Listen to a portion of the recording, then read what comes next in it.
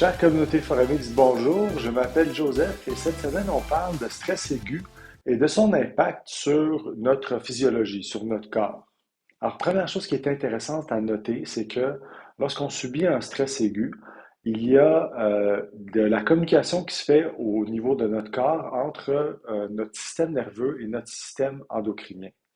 Ce qui est le fun, ou en tout cas, moi, ce que je trouve intéressant, c'est que d'un côté, notre système nerveux, avec les neurotransmetteurs, va servir à envoyer des messages dans différents organes du corps.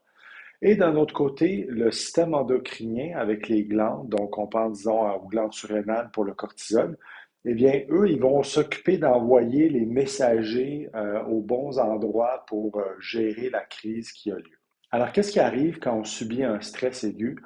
Eh bien, moi, j'appelle, ou en fait, je fais la comparaison avec appeler le 911. OK? Donc, probablement, pour appeler, on a besoin d'un système téléphonique. Et ça, c'est notre système nerveux ou nos neurotransmetteurs. Une fois que les pompiers viennent ou que les policiers viennent, eh bien, ça, c'est les hormones ou le système endocrinien. Alors, ça va dépendre du stress, mais par exemple, disons que vous êtes poursuivi par une bête enragée, eh bien, votre corps va libérer du glucose dans le sang, par exemple, pour vous permettre de vous enfuir. Ou si vous êtes malade, disons que vous avez attrapé la COVID et que vous vous sentez pas bien, eh bien, votre corps va activer le système immunitaire pour venir s'occuper du corps étranger. Maintenant, vous pouvez imaginer qu'est-ce qui arrive si vous appelez le système ou vous faites un appel 911 plusieurs fois par jour, plusieurs jours par semaine, plusieurs semaines par année. Eh bien, inévitablement, votre corps va commencer à être fatigué et vous allez éventuellement et potentiellement développer une maladie chronique, donc cancer, maladie cardiovasculaire et autres. Maintenant, à quoi ça ressemble de manière figurée un stress? Alors là, je vais vous faire des petits dessins pour vous montrer et vous expliquer un peu la phase du stress. Premièrement, sur l'axe des Y, on va avoir la santé, donc le S pour santé, et sur l'axe des X, on a le temps. On va assumer là qu'on parle d'une journée, OK? On va parler en fait d'un seul stresseur. Alors, ce qui arrive, c'est que votre corps, pour commencer, il est en homéostasie. C'est-à-dire que tous vos systèmes, donc système nerveux, musculaire, respiratoire, tout ça, tous les systèmes sont en équilibre. Tout va bien, tout le monde est sur l'autopilote, la vie est belle. Là, vous arrivez à un stresseur. On va prendre comme exemple un entraînement, un workout que vous êtes en train de faire. Alors là, le stresseur commence et vous allez commencer à euh, perdre de la santé. Votre santé va commencer à se détériorer.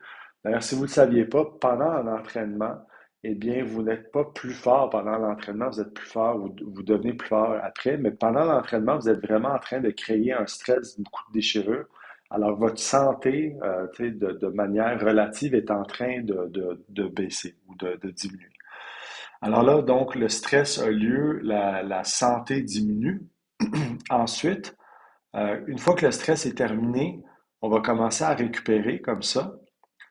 La récupération, il va y avoir une vidéo là-dessus, mais c'est autant bien dormir que bien manger, que bien s'hydrater, que gérer son stress. Donc, cette récupération-là va avoir lieu.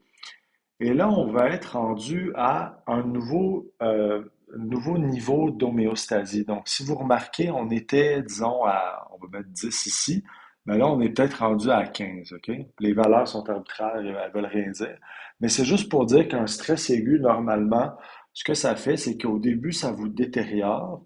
Ensuite, si vous prenez le temps de récupérer comme il faut, vous allez devenir plus résilient, plus fort, et vous allez atteindre un nouveau stade d'homéostasie. Autre point intéressant à noter, c'est que lorsque vous êtes stressé, donc lorsque vous êtes sur la pente descendante, moi je compare ça à allumer plusieurs petits feux. Alors vous êtes en train d'allumer plusieurs petits feux dans votre corps.